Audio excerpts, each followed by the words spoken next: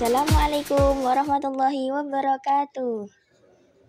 Hai teman-teman, bagaimana kabar hari ini? Semoga sehat selalu ya. Nah, teman-teman, hari ini kita akan belajar materi ilmu pengetahuan alam dan sosial ya. Pada pertemuan kali ini, kita akan membahas materi bab 7 tentang kegiatan perekonomian di daerahku. Sebelum kita memulai ke pembelajarannya, kita ice breaking dulu yuk. Ikutin saya ya. 1, 2, 3. 1, mulutnya dikunci. 2, duduknya yang rapi. 3, mendengarkan guru. 1, 2, 3, dapat ilmu baru. Konsentrasi dimulai, mata lihat ke depan, telinga mendengarkan, kami siap dimulai. Tepuk diam. Bila aku sudah tepuk, maka aku harus diam.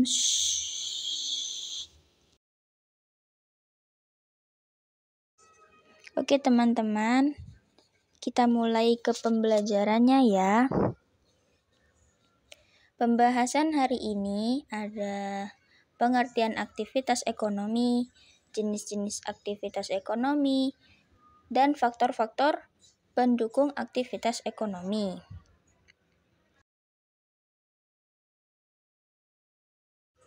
Nah, teman-teman, ada yang tahu tidak apa itu aktivitas ekonomi? Aktivitas ekonomi adalah suatu kegiatan yang dilakukan oleh manusia untuk memenuhi kebutuhan sehari-hari. Nah, teman-teman, materi selanjutnya itu ada jenis-jenis aktivitas ekonomi. Aktivitas ekonomi di masyarakat itu sangat beragam loh. Contohnya seperti pertanian, perkebunan, perikanan, peternakan, perdagangan, jasa atau layanan, pertambangan, dan yang terakhir perindustrian.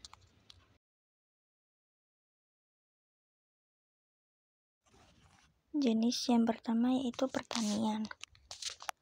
Pertanian adalah suatu jenis aktivitas usaha yang menekankan pada pengelolaan tanah dan bercocok tanam.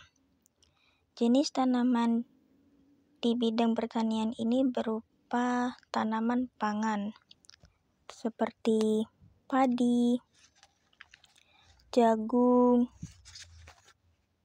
sayuran, dan buah-buahan.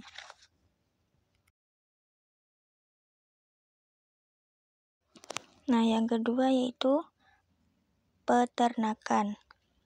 Peternakan adalah jenis aktivitas usaha yang merawat dan mengembangbiakkan hewan-hewan tertentu. Biasanya, hewan yang diternakkan ini merupakan hewan yang memiliki nilai ekonomis. Dalam arti, kelak hewan-hewan ini diperjualbelikan baik dalam bentuk hewannya maupun dalam bentuk daging atau telur atau susu yang bisa dikonsumsi oleh manusia. Nah, contoh hewan peternakannya yaitu seperti sapi.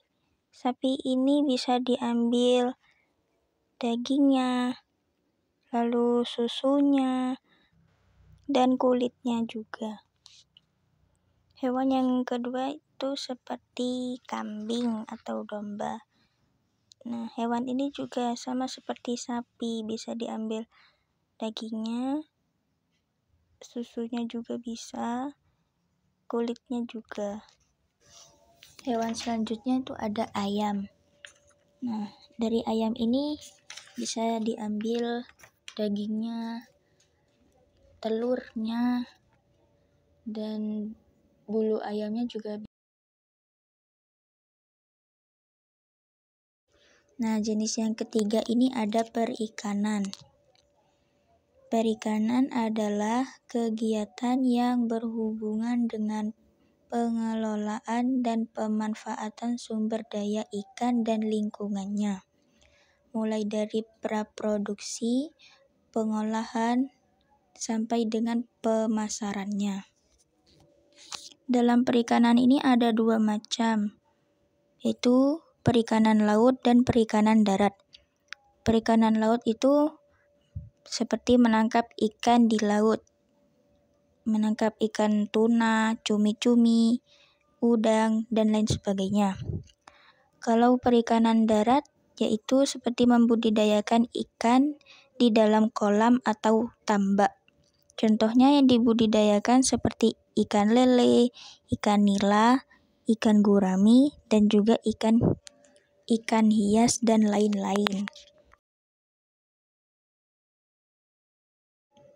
Jenis yang keempat yaitu perkebunan.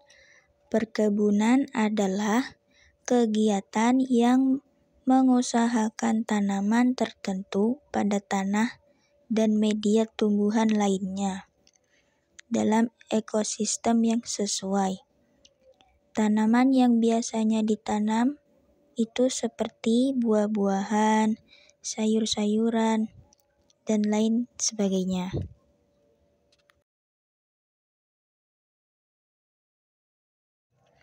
Jenis yang kelima ada perdagangan. Perdagangan adalah kegiatan ekonomi yang menghubungkan antara produsen dengan konsumen. Perdagangan atau bisnis ini merupakan kegiatan penukaran barang atau jasa, atau keduanya yang dilakukan atas dasar kesepakatan bersama dan bukan karena paksaan. Contoh perdagangan yang ada di sekitar kita itu ada pedagang sayur yang menjual sayur di pasar atau keliling kompleks. Yang kedua ada pedagang kaki lima. Pedagang kaki lima ini menjual makanan yang ada di pinggir jalan yang biasa kita temui itu ya.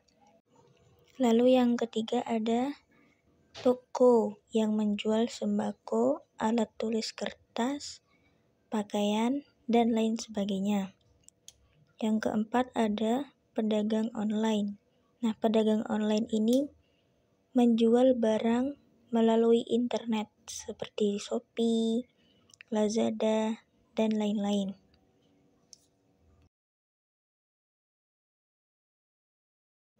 Nah, jenis yang keenam ini ada pertambangan. Pertambangan adalah aktivitas ekonomi yang meliputi penelitian, pengelolaan, dan pengusahaan mineral atau batu bara dengan cara menambang atau menggali permukaan tanah atau melakukan eksplorasi dasar laut. Contoh pada pertambangan ini itu ada tambang minyak bumi, tambang batu bara, tambang emas, dan tambang tembaga, dan juga besi.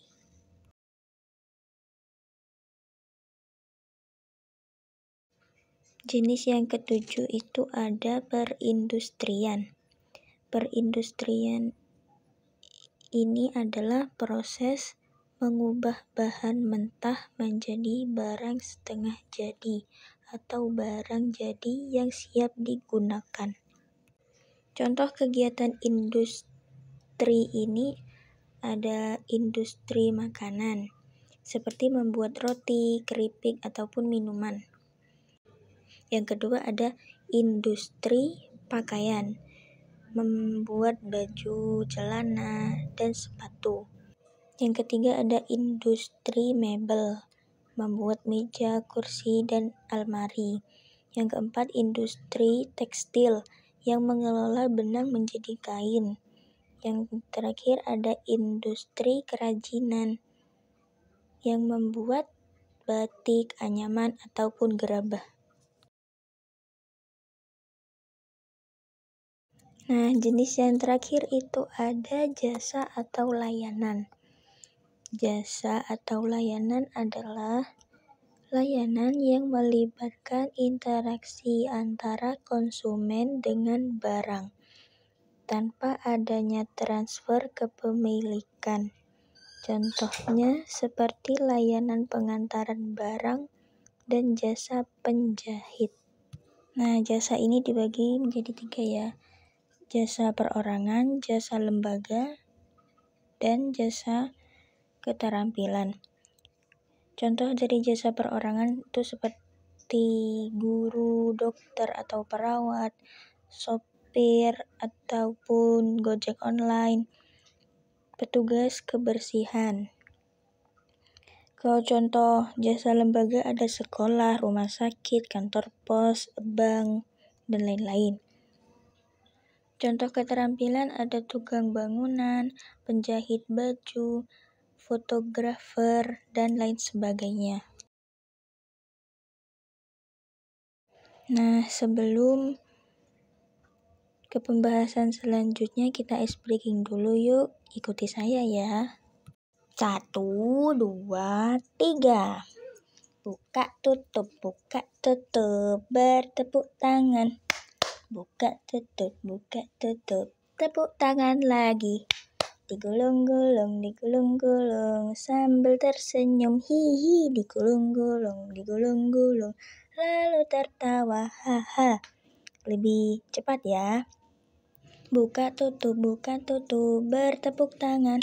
Buka tutup, tepuk tangan lagi. Digulung-gulung, sambil tersenyum, hihi, digulung-gulung, lalu tertawa, haha. Oke, kita kembali lagi ya. Materi selanjutnya itu ada faktor pendukung aktivitas ekonomi, yaitu ada sumber daya alam, sumber daya manusia, sarana dan prasarana, kondisi geografis, dan teknologi. Nah, yang pertama ada sumber daya manusia. Sumber daya manusia ini adalah faktor tenaga kerja yang akan mengelola semua sumber daya alam yang tersedia. Tenaga kerja yang kompeten dan dapat mengoptimalkan pemanfaatan sumber daya alam daerah tertentu saja akan sangat membantu meningkatkan kondisi perekonomian di daerah tersebut. Yang kedua, ada sumber daya alam. Nah, Indonesia ini memiliki sumber daya alam yang beragam di berbagai wilayah Indonesia. Ada 2 jenis sumber daya alam, yaitu sumber daya alam hayati dan sumber daya alam non-hayati. Sumber daya ini menjadi faktor penyebab berbedanya kondisi ekonomi antar daerah.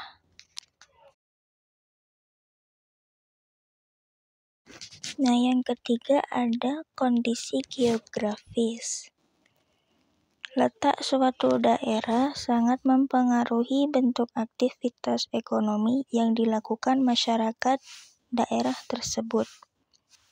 Secara geografis, Indonesia merupakan negara kepulauan sehingga Indonesia termasuk negara maritim dan sekaligus termasuk negara agraris. Karena itu, aktivitas ekonomi di berbagai daerah di Indonesia ini pun beragam. Yang keempat ada sarana dan prasarana.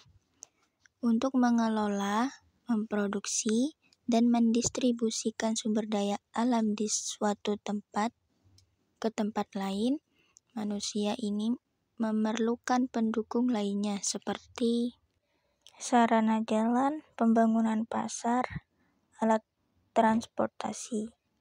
Untuk proses distribusi, alat-alat pekerjaan seperti alat pertanian, mesin produksi, dan lain sebagainya.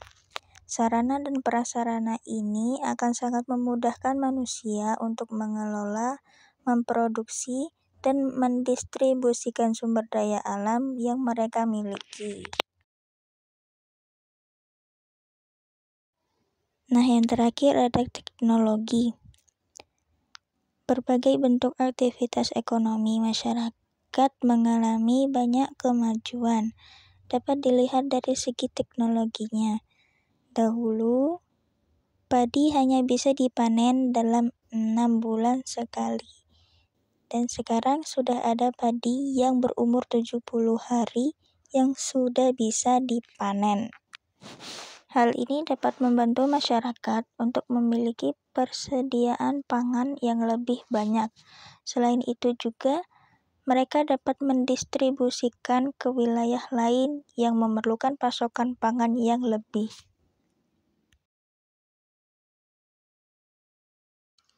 Sekian pembelajaran kita hari ini. Semoga bermanfaat ya teman-teman. Wassalamualaikum warahmatullahi wabarakatuh.